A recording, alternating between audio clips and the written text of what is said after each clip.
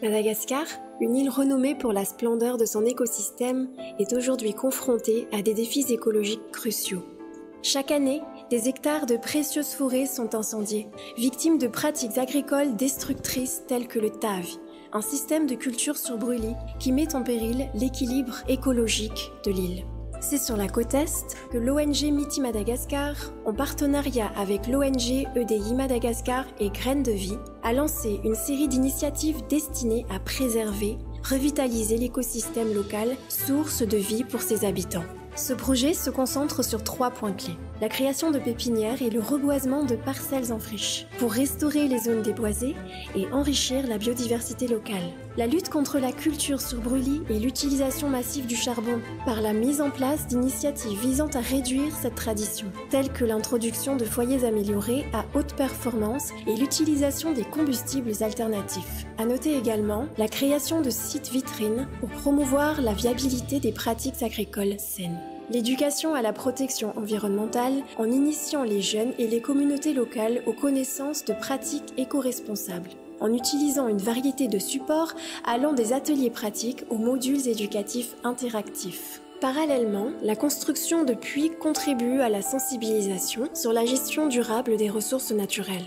Un élément clé de notre initiative à Brickaville a été le don d'environ 1000 foyers améliorés à Dess, en plus de 5 tonnes de briquettes écologiques Biogascar, fournissant ainsi une alternative propre au charbon de bois. Le projet a permis de reboiser 184 hectares de terre avec une impressionnante densité de 1000 arbres par hectare. Dès la première année, 40 000 arbres ont été plantés, suivis par 80 000 lors de la deuxième et de la troisième année, dont 20 000 destinés à des plantations individuelles. Quant aux pépinières, nous avons démarré avec 4 pépinières actives produisant chacune 10 000 arbres, nombre qui a doublé pour atteindre 8 pépinières lors des 2 années suivantes. Grâce à la technique du semis direct, une grande quantité de graines a été plantée efficacement. Cette méthode a permis de semer 65 600 graines la première année et 131 200 graines la troisième année. Nous allons maintenant découvrir les images et témoignages des bénéficiaires directs du projet. Ils partageront leurs perspectives et expériences sur les éléments essentiels de notre initiative, notamment les efforts de coopération, les programmes éducatifs ainsi que les formations et autres activités clés. Écoutons comment ces différentes actions ont façonné leur quotidien et contribué à l'amélioration de leur environnement. Agnarako Sabotsy Pauline, dia membre comité amin'ny tontolo iainana eto an-tampon-tanànan'ny Votrambato. Beasina John Piero, avy agny Maroantsetra, technicien miaraka miasa amin'ny ONG Miti à Madagascar. Ny agnarako dia Sabotsy Mariette Delphine, za dia mpamboly, mipetraka Tanamboza, Fokotany Ranomafana. Razafina Manana Cyril, technicien agricole, miara-miasa amin'ny ONG Miti de Madagascar. Ny anarako moa zany Lady Célestin, pépiniériste ny ONG Graines de Vie sy ONG Miti. Ny anarako Madame Velosoa Nantenaina Noeline, zany directrice na hoe talentsekoly miandraikitra ny Betany School. Ny mombamomba dia Rasoana Irina Elizany ny agnarako, ray aman-dreny mpianatra amin'ny EPP Ranomafana. Dia asako dia mpamboly. Izaho zany anisany anatin'ny membre ny comité ny fiarovana ny tontolo iainana, nahazo tombontsoa tamin'ny ONG Miti à Madagascar. Fa ny asa somary misy asa misy ny fasarotany fa somary magnano sarotro izy raha sendra amin'ile mpiara-miasa taty an-toerana an-tanàna zegny nohony izy tsy nahazatra zareo le asa. Rehefa niara-miasa tamin'izareo zahay dia somary nanao sarotra kely ihany zay satria le fandresen-dahatra tamin'ny voalohany aloha somary nanao mafimafy. Tamin'ny resaka tetikasa dia nalendegna si anao ananjy satria mbola tsy fantany le tombontsoa azo sy ny zavatra atao anatiny. Za longany tamin'ny voalohany nieritreritra hoe ho sarotra le fagnamboarana le asa. Zany hoe tegna tsy tsy nampagnaninao zany. Natsaro sahirana za satria za olona tsy manambady. Le asa somary sarosarotra. Fa taty afara izy koa fa natao le fampianarana nataon'ny teknisianina dia nivadika nahafinaritra sady nazoto zare voarain-jare zegny ny fampianarana nataonay mikasiky ny famboliana ara-ekôlôjika. Asanay ity moa zany dia magnana tanjona moa ny ONG ity mba hanala ny olona amin'ny fandoroana tanety. Manana tanjona koa zareo apakatra ny vokatra sy ny fahaizan'ny olona tsirairay amin'ny teknika. Amin'ny maha-fambolena zany moa dia maromaro ny zavatra nataonay, ny fizarevana ny toerana sy ny fandrefesana ny tany. Avy eo zay dia nanao fanaovana terasoma ary nanao fambolena misy 3 karazany. Eo ny fambolena culture de ranty, culture vivrière ary culture maraîchère.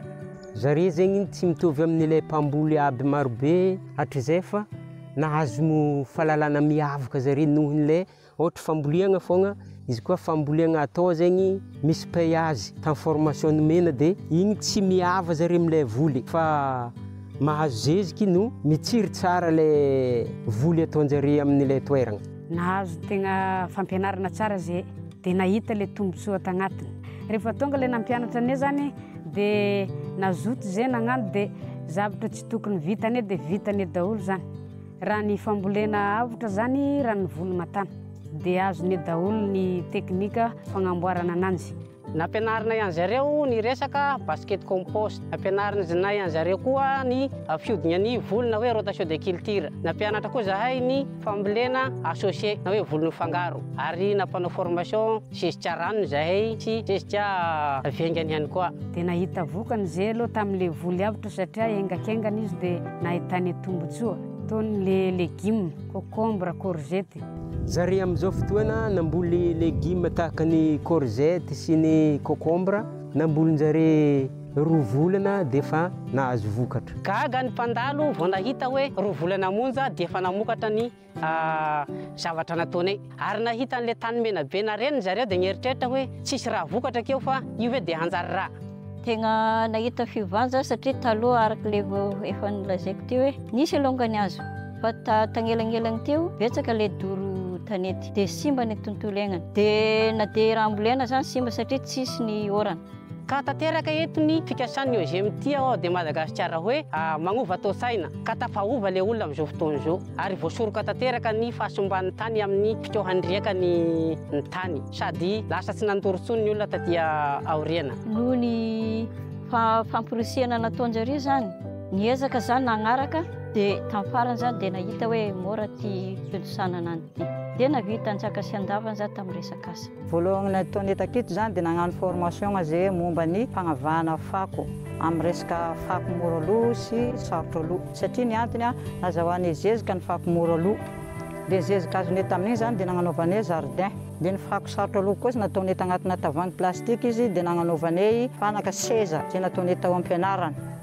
Talohan'izay mbola tsy nahazo fampianarana aloha dia tena fitsinanao lava-pako zany zay dia ny fako indrindra fa ny genina sy ny tariny dia mipariparaka foana. Dia tao koa moa zany zay tamin'ny formation any amin'izay membre komity dia nahazo fatampera mitsitsy zay nisy briquette azonay miaraka tamin'ny fata dia nampiasainay satria taloha zay dia nijaly tamin'ny fampiasana kitena sarotra malaka kitenana pakereka zany zay dia andrahoanay vary sy ro.